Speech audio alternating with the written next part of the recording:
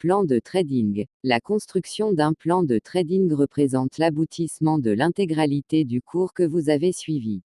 Sans ambiguïté, vous comprendrez que suivre un plan de trading consiste simplement sans trop réfléchir à respecter un certain nombre de règles préétablies dans le plan. D'accord, mais donc concrètement, qu'est-ce donc ce fameux plan de trading? C'est une succession de règles qui servent à conditionner l'ensemble de vos faits et gestes devant votre graphique. Le plan de trading laisse très peu ou très rarement l'esprit s'égarer dans de l'analyse. Il est conçu pour systématiser purement et durement vos prises de position. Mais pourquoi donc ne pas laisser de place à une réflexion sur les configurations graphiques? Vous devez le savoir, la mauvaise maîtrise de soi est plus dangereuse que le marché lui-même. Par conséquent, vous ne serez pas sans savoir que la majeure partie des traders qui se ruinent, le font sur des coups de tête. L'être humain, soumis aux biais psychologiques émis par le trading, peut être amené à rapidement prendre des décisions vides de sens ou de logique. Le plan de trading combat en tout point ce problème. Grâce à ses règles strictes, il évite aux traders de commettre des bêtises.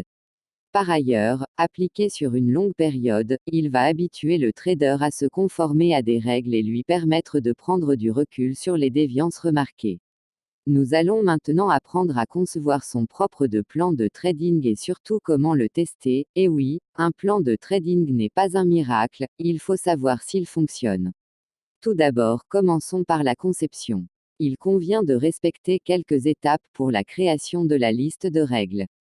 Quel timeframe utilise-t-on pour la lecture du graphique? Question fondamentale qui va orienter le reste des règles. En effet, ici on se demande si on applique plutôt une stratégie de swing trading, de scalping ou bien encore de day trading.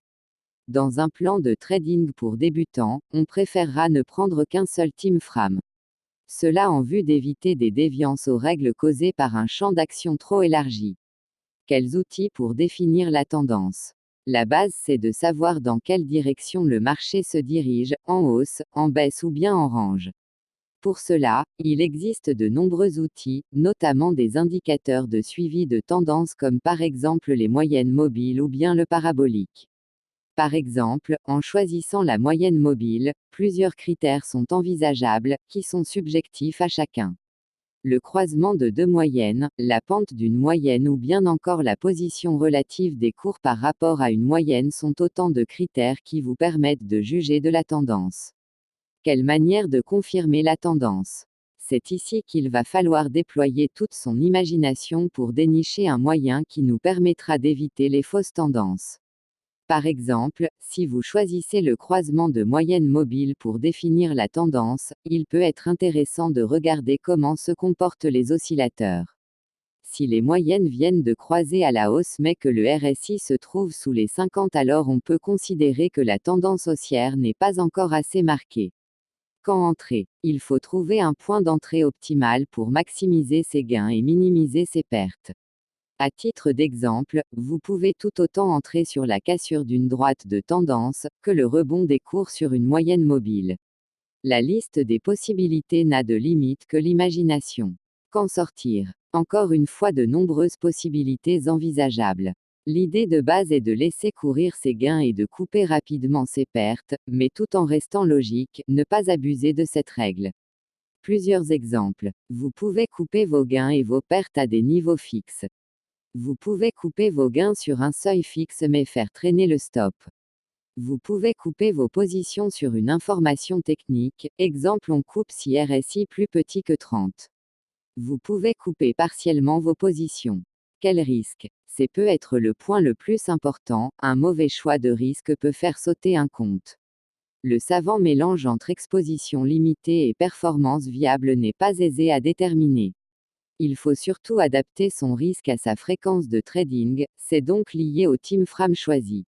Si vous tradez une vingtaine de fois par jour, il est évident que le risque estimé doit être faible pour limiter la possibilité de voir se dessiner un drawdown supérieur à 20%. Testez son plan de trading.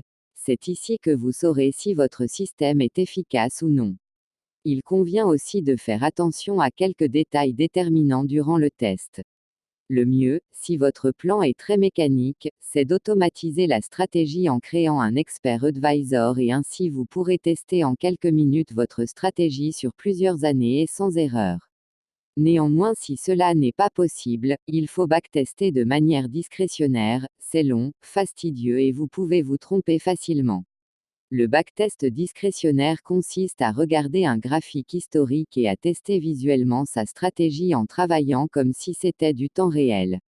En somme, beaucoup d'inconvénients. D'une part, c'est très long et ennuyant, ensuite on oublie de faire des positions à des endroits car on les voit pas, et pour finir, en voulant valoriser sa stratégie, on est amené à tricher sur son test. En conclusion, si vous savez programmer, automatiser. Voilà, c'est fini pour la théorie. Désormais, je vais vous proposer un plan de trading tout simple et sans prétention sous forme d'exemple applicatif. Voici les règles du plan. Pour le Team Fram, ça sera du journalier. Pour identification de la tendance, on choisit l'orientation d'une MMS 100. Confirmation position relative du RSI, pour 14 jours par rapport au 0, ou au-dessus de 0 confirme une hausse et inversement. Pour le signal d'entrée, achat lorsque le parabolique passe sous les cours et inversement pour les ventes. Signal de sortie, inversion du parabolique. Ici, nous ne ferons que quelques exemples pour illustrer l'utilisation du plan de trading, nous n'avons donc pas jugé intéressant de parler du risque. Voici le premier exemple. Tout d'abord, nous observons une MMS 100 orientée à la hausse, de surcroît le RSI est supérieur à 50, nous ne prendrons donc que des positions acheteuses. Par ailleurs, le parabolique passe sous les cours, nous avons donc un signal d'achat, nous entrons en position. Puis les cours évoluent clairement à la hausse et nous coupons nos positions dès lors que le parabolique change. Ici, voyons une configuration baissière. On commence par regarder l'orientation de notre moyenne mobile, baisse, puis on remarque un RSI inférieur à 50 qui confirme notre hypothèse d'une tendance baissière.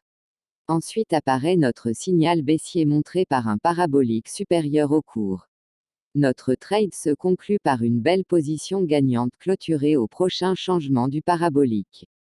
Aujourd'hui, nous réalisons un peu l'aboutissement de toutes les connaissances techniques abordées dans les précédents chapitres. Nous avons appris en organisant nos connaissances comment élaborer simplement un plan de trading complet et efficace.